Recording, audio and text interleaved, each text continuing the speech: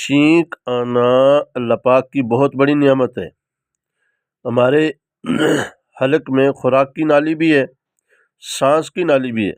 बसा औकात कुछ खाते हुए सांस की नाली में चला जाता है या वैसे ही कोई चीज़ सांस की नाली में चली जाती है तो फ़ौरन छींक आ जाती है, जिससे वो नाली जो है वो खुल जाती है।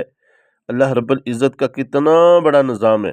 तो हमें जब छींक आए, हुक्म क्या दिया हमारे प्यारे नबी सल्लल्लाहु अलैहि वसल्लम ने, फ़ौरन कहा करो अल्हम्दुलिल्लाह।